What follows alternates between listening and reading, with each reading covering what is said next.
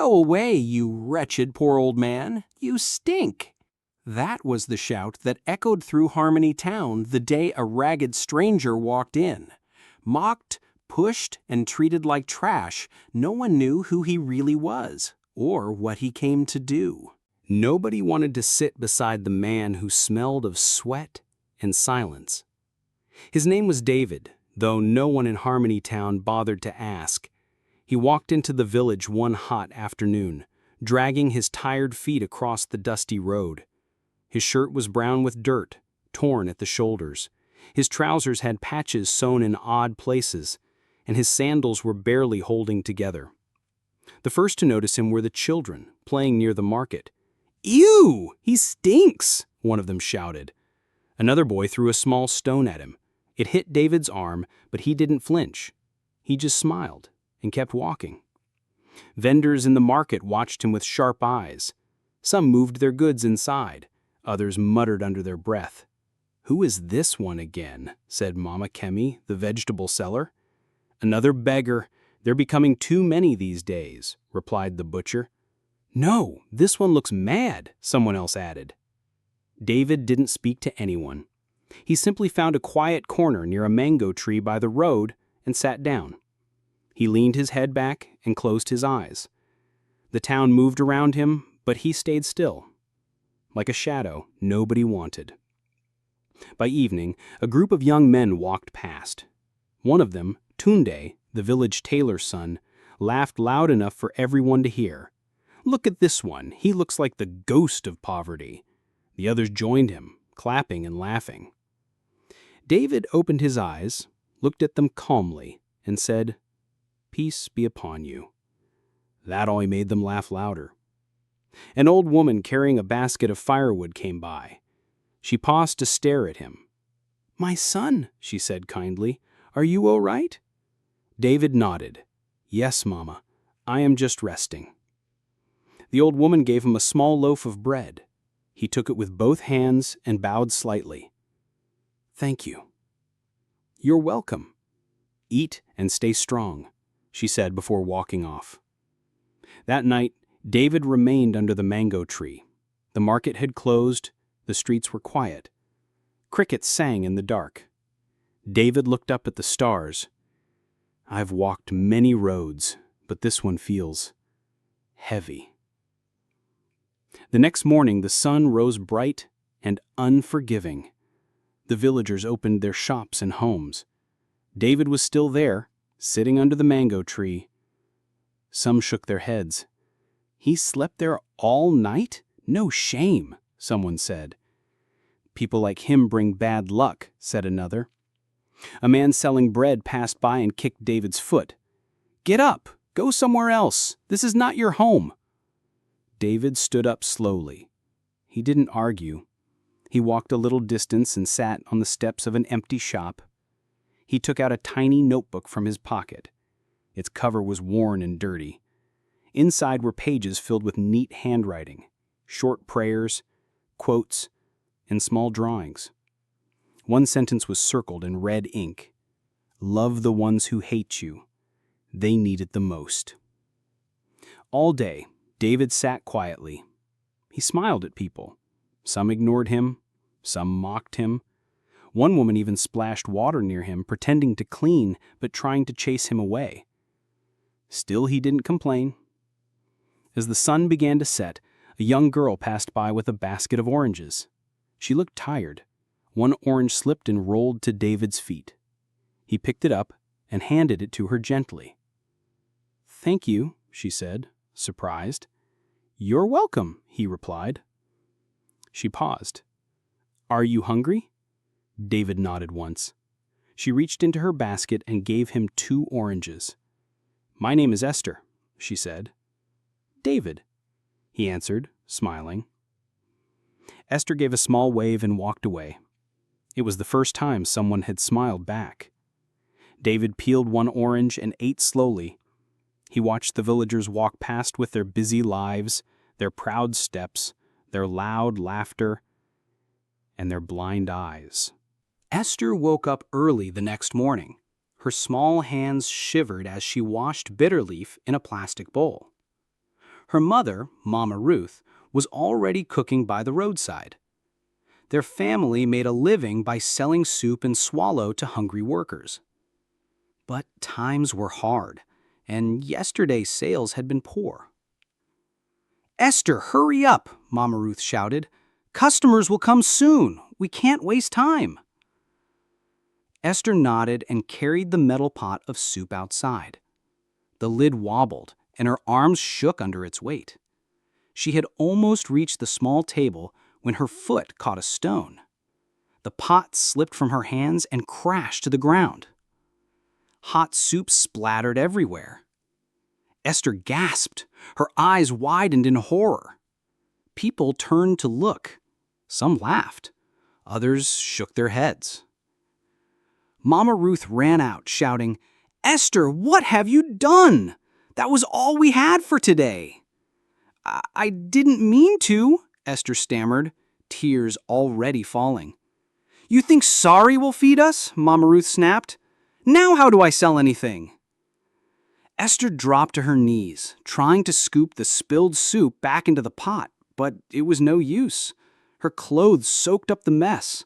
Her hands trembled. She couldn't stop crying. A few feet away, David sat quietly under the same mango tree. He had seen everything. He stood up and slowly walked over. People nearby crossed their arms, watching. Some whispered, "What's that beggar doing now?" David didn't say a word. He reached into the pocket of his trousers and pulled out a small silver coin. It was shiny and round. He had kept it for days, maybe weeks. He bent down and placed the coin in Esther's hand. She looked up at him, confused. "What's this?" David said softly, "Buy what you need. Start again." Esther stared at the coin, her mouth opened, but no words came out. Mama Ruth stepped forward, frowning. "What is this nonsense?" "He gave me a coin," Esther said, still kneeling. Mama Ruth snatched it from her hand and examined it. Her eyes widened. "This is real silver!" She looked up at David. "Where did you get this?" David smiled. "From the one who provides for all." Mama Ruth was silent for a moment, then nodded. "We'll go to the market now." They packed up their things quickly and left. David returned to the mango tree and sat down again. Later that day, the aroma of fresh soup filled the air. Mama Ruth's pot boiled gently and customers lined up. Word spread that her food tasted better than before. People said it felt like a blessing in every bite. Some wondered how she got the money to cook again. Others said it was just luck. But no one mentioned David. He sat in the background, smiling as people laughed and ate. He had no food himself. His stomach growled, but he didn't mind. Esther passed by once and looked at him. Their eyes met. She smiled. David nodded gently. That evening, as the sun began to set, David opened his little notebook and wrote something new. Even one coin, when given in love, can feed a village. He closed the book and looked toward the sky. His eyes were calm, filled with something deeper than joy, peace. People still walked past him, some avoiding him, some laughing at him, but David didn't seem to notice. The sun was hot and sharp that morning. Birds flew low, and the air smelled of cement and dust. Something big was happening in Harmony Town. A rich man named Chief Benson had arrived with his guards and workers. He stepped out of his black SUV wearing dark glasses, gold rings, and a white flowing agbada. His men quickly cleared the road for him. People gathered to watch. Some clapped, others whispered. "Is that Chief Benson himself?" "Yes, the one building the luxury hotel near the river." He stood tall and proud, pointing at the land in front of him. "This is where it will be, the finest hotel in the region." His workers started unloading bags of cement and long wooden planks. Trucks moved in and out. The land, once quiet and green, became noisy and busy. But there was one problem. David. He was sitting on the edge of that very land, under the same mango tree. The workers looked at him with confusion. "Who's that?" one of them asked. "I don't know. Looks like a madman." Chief Benson walked over, frowning. "Hey, you, what are you doing here?" David looked up slowly. "Resting?" "This is not your land," Chief Benson snapped. "Move away before I call the police." David stood up and brushed dust from his clothes. He looked around calmly. "Every land belongs to the one who made the earth." Chief Benson laughed. "Ha, you sound like a prophet, but let me remind you, money makes the rules now." He turned to his guards. "Clear him out." 2 guards stepped forward and pushed David roughly. He stumbled, but didn't resist. He picked up his notebook and walked away, slowly. The villagers watched in silence. One woman whispered, "Why push him like that? He didn't even fight back." "Shh," her husband said. "Don't talk too much. That's Chief Benson you're looking at." By afternoon, the work had begun. A deep hole was dug for the foundation. Workers mixed cement. Iron rods were laid down. Everything moved fast. But by the next morning, something strange happened. The ground had cracked. The cement was wet again, as if it had never dried. The hole was filled with muddy water. The iron rods had bent overnight. The workers stared in shock. Did someone tamper with it? Impossible. We had a night guard. Chief Benson arrived, furious. "What nonsense is this? Fix it." They tried again, dug the hole, poured fresh cement, reinforced the rods. That night, a strong wind blew across the land. The mango tree near the edge shook wildly, but didn't fall. By dawn, everything had collapsed again. This time, some workers refused to return. They said the land was cursed. Chief Benson was angry beyond words. "This must be that madman's doing," he shouted. "Where is he?" One guard said, "He's back at the edge, sir, sitting like before." Chief Benson stormed over. David looked up from his notebook. "You did something, didn't you?" the chief growled. "You and your nonsense powers." David closed his book and said softly, "The land speaks. Some things cannot be built with dirty hands." "You think you're wise," Chief Benson barked. "I'll have you arrested." David smiled sadly. "Do what you must."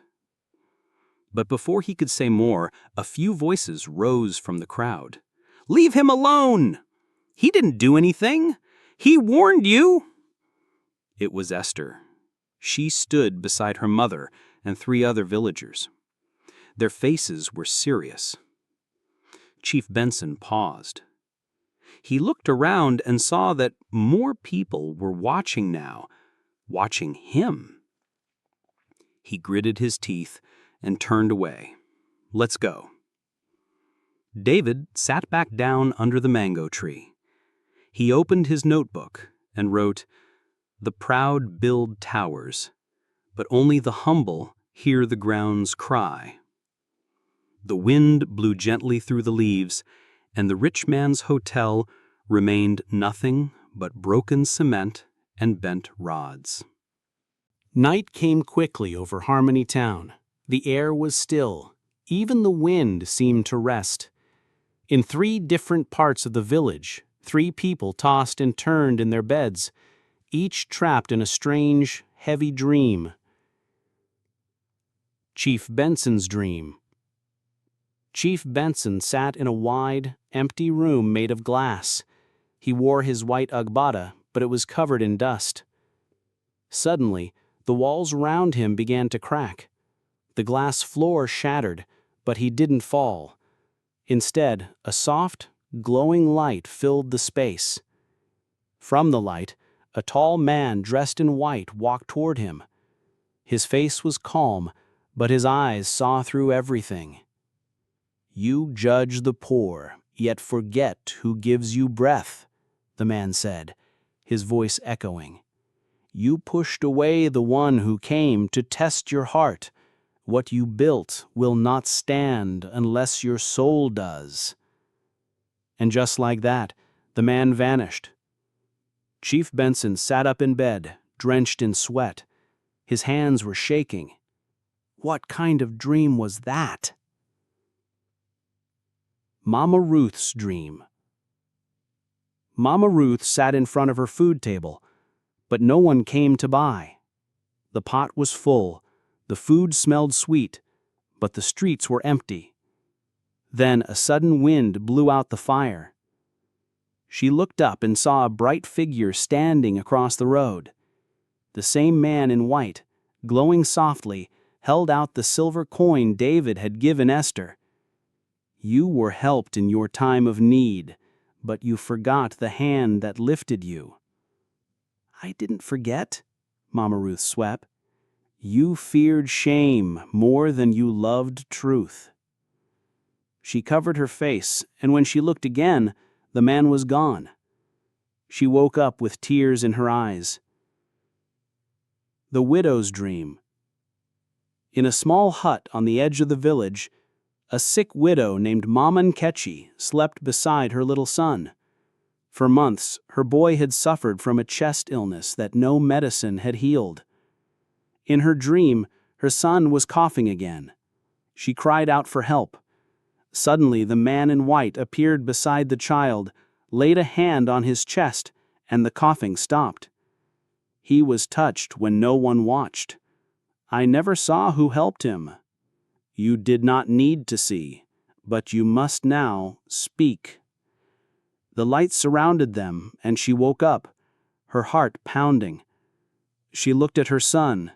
He was breathing calmly. The cough was gone.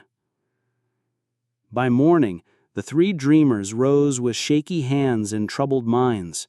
None of them knew the others had dreamed the same dream, at least not yet. Chief Benson paced in his compound. Mama Ruth sat quietly, staring at her cooking pot. Mama Nkechi prayed over her sleeping son with deep, thankful tears. In the marketplace, whispers filled the air. "Have you noticed the beggar man hasn't spoken much since yesterday? I saw him writing in his book again. Something about that man, I feel it in my bones." Later that day, Mama Nkechi walked to the market with her son. She stopped near the mango tree. David sat there, eyes closed, his notebook on his lap. She knelt quietly before him and said, "Thank you for healing my child." David opened his eyes and smiled. "It was not me, it was mercy." Soon after, Mama Ruth arrived too, carrying a bowl of hot food. She placed it gently beside David, without a word. Not long after, Chief Benson came too, dressed simply. He walked slowly, like a man carrying a heavy load. He looked at David, then at the others. "I had a dream," he said. "So did I," Mama Ruth replied. "And me," said Mama Nkechi. They looked at each other in surprise. David said nothing. He simply opened his notebook, flipped to the middle, and let them read one line written there days ago. "When 3 see one light, truth cannot hide." A soft wind rustled the mango leaves. The village was no longer laughing. Something was beginning to change. The morning sky over Harmony Town was unusually bright. A stillness hung in the air, as though the earth itself was waiting. The market was quiet. The roads were nearly empty. Whispers had spread through the village like wildfire. They say the beggar man is not just a man. Something about him feels holy. People are saying he healed a child with just a touch. I heard he vanished from his spot last night. No one saw him leave. Esther stood near the mango tree, her eyes searching. She held the same silver coin David once gave her, now hanging on a string around her neck. Her heart beat fast.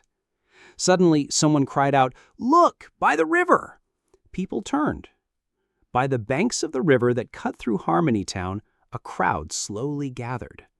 There stood David, but he looked different.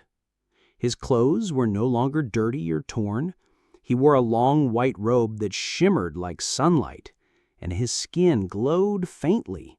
Even his face looked brighter, kinder, as though lit from within. Children stopped playing. Adults fell silent. Some dropped what they were carrying. Everyone stared. David raised one hand, and his voice rang out, not loud, but clear, like water in a quiet stream. "You looked at my clothes and saw dirt. You looked at my silence and saw weakness.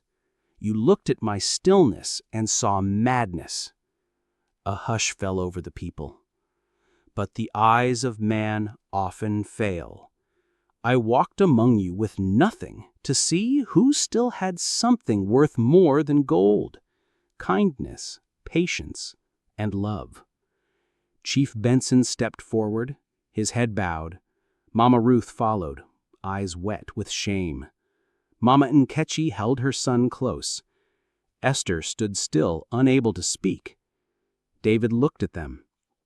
"To those who mocked me, I carry no hate. To those who helped me, I carry your names in the light." He paused, and then added softly, "I was sent to test your hearts." A great wind swept through the riverside. The trees swayed. The water shimmered like silver. People shielded their eyes. Then a soft light began to rise from David's body. He started lifting slowly into the air, as if the earth no longer held him. Gasps filled the crowd. Some fell to their knees. Others wept openly. Above their heads, David's voice echoed one last time. "Be careful how you treat strangers, for some have entertained angels without knowing it. I will come again." And just like that, he vanished. Gone. Not a footstep left, not a shadow on the sand. Just silence. Then, slowly, a single golden feather drifted down from the sky. It floated gently until it landed in Esther's palm. Her hands trembled as she looked at it. A soft glow lit her face. The crowd stood still. No one spoke. No one laughed. Even the river seemed to pause. Chief Benson sank to his knees. Mama Ruth covered her face. Mama Nkechi whispered a prayer. Someone suggested building a small monument near the mango tree where David had always sat. The villagers agreed. Days later, a stone bench was placed under the tree. Behind it, a wooden sign was nailed into the ground. On it, in simple, carved letters, were the words, "Do not forget to show kindness to strangers, for by doing so, some have welcomed angels unaware." People began to visit the spot, not to laugh or gossip, but to reflect, to pray, and sometimes to leave food or coins for anyone in need.